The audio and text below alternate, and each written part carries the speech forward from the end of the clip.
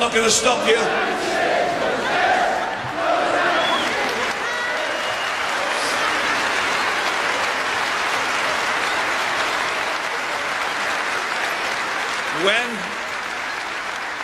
When I was asked if I would say these few words, I was worried on two levels. One, I've had the most emotional day of my life earlier this year, actually 9 months ago, and I knew that this was going to be a really emotional one for me too.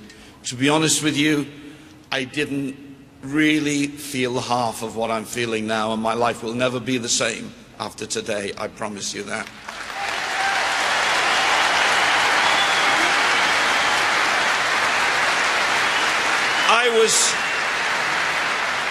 I was one of those kids brought up in the late 40s and early 50s who lived in a soccer-mad family, but would go 1 week here and 1 week to the other place. And I used to come, and these were the days when a kid could play out at night, when you could go to see your team on your own. And I was quite a small, timid kid. And I used to enter the Kop. There was an entrance there, and there was a big stanchion here. And the main reason I came to the Kop to see Liverpool was because of my family, because I loved my Uncle Cyril immoderately, and I just wanted to be with him and his mates on a Saturday afternoon when Everton were playing away.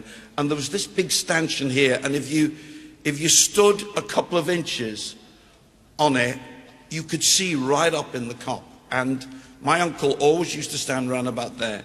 And all he had to do was put his hand up like that. And this little 8-year-old would see him, and I would start my journey. And I promise you, I wouldn't get a yard before someone would pick me up, and I would be handled over heads until, it's true, until I'd found my uncle in the Kop. And I've never forgotten that, and I've never forgotten the warmth of this amazing site here. And two dates stick in my memory of when I was closest to Liverpool Football Club. One of them was when my all-time idol, Dave Hickson, joined you, and alongside 10,000 other Evertonians on a December night in 1959, we came and watched you beat Aston Villa 2-1, and you worshipped Dave as we worshipped Dave. The other day, of course, was 24 years ago today, when I was at Villa Park, not as a chairman, not even as a director, but as a fan. And I know you know all this, but from an Evertonian's point of view, that was an extraordinary day for us, because that was a time when you really wanted to win a semi-final. It was probably more precious to you than getting to the final, because it was in the days when the final was at Wembley, and you got there. And that day, all of my mates and I gathered together afterwards as the news came trickling in, and it was a trickle, and we felt like we'd been relegated. We didn't feel like we just got to Wembley. The journey home was terrible. Not nearly as terrible for what you go through, but we all knew people, had people.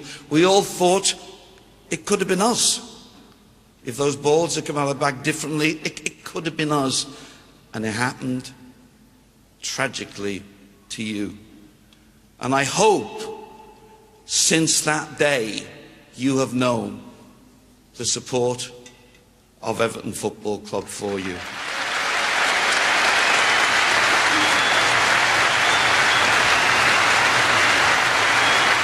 I don't want to go on too much longer, but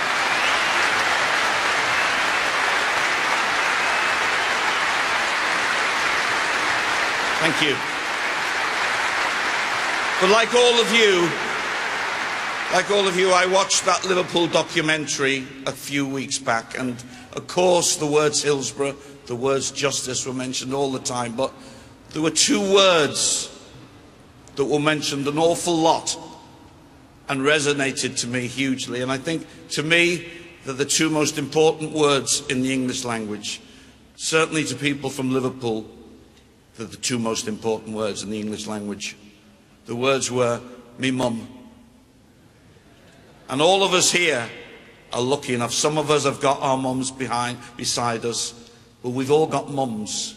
And I saw your banner on Saturday at Reading saying, you've taken on the wrong city. Well, you've taken on the wrong mums too, because we all know about Liverpool mums and the way they fight for their kids and their family.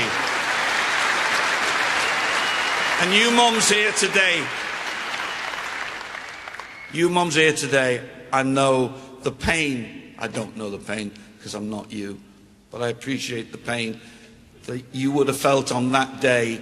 But let me tell you, the 96 are here with you today as much as they've always been. And I hope by next year, the 25th anniversary, you'll be celebrating the greatest victory that any team in this country has ever had. Not just in football, but in life.